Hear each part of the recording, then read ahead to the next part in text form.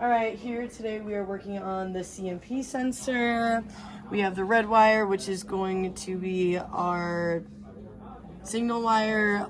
The black and yellow is going to be our ground, and then our blue and black is going to be our power, which is what we are connected to right here. So we are getting 11.23 volts, which will be the correct voltage for the power signal. All right, now we have back probed into the signal wire, and the vehicle is off right now, so we're getting a very low voltage, but when we turn it on, it should spike up to around 2.5 or so.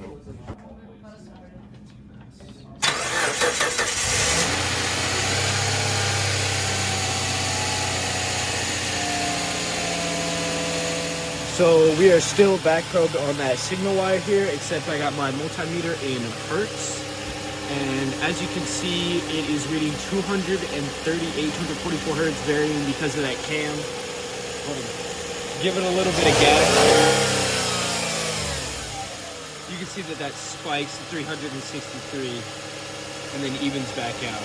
So here we are. We're going to be looking at our RPM, which is connected to our camshaft position sensor. As you can see, we're idling around 1,000 RPM. And on the graph, you can see when I go and I give it some gas, the RPM climbs. And we're gonna unplug the sensor. After it is unplugged, you can see the car reads 0 RPM, but it's still running off that crankshaft position sensor. And when we apply gas, it still sees off that crankshaft, but does not show on the instrument cluster. One of the tests we're doing is we unplug the negative cable of the battery, put it back on, clear the check engine light that's on the car, and then we are going to unplug the cam position sensor here to see when I put key on, engine off, it should show the check engine light, and then it should still be on when I go to start the car because the cam is unplugged.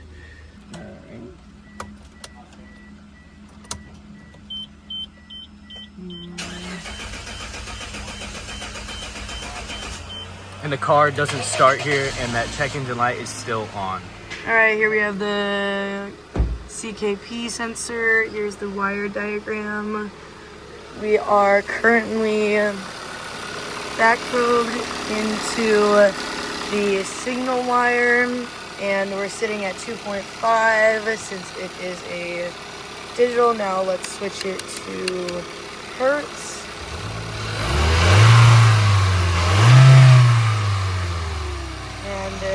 It's going to spike up as the revs go up higher. So here we have our picoscope leads hooked up to our crank and our 2 cam positions and grounded over here.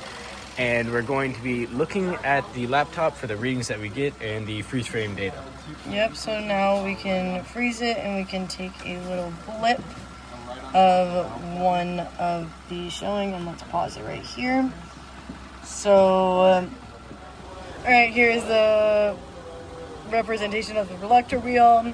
Right here is going to be where the gap in the teeth are happening. That's going to be the reference point for all the rest of the teeth.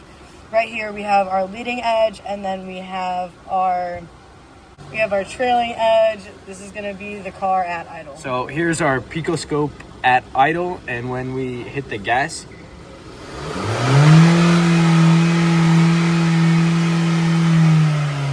you can see that red crankshaft sensor creates more AC voltage and it gets wider, and you see more of the camshaft position sensor readings on that blue marker because the cam is spinning faster. This is our freeze frame data from our crank and cam position on the picoscope, and as you can see on the crank here, it has gotten way wider because it is spinning faster because more load and RPM has been put onto the motor, creating a higher AC voltage output. And you can see that there are more teeth on the freeze frame compared to the last one because the motor is spinning faster.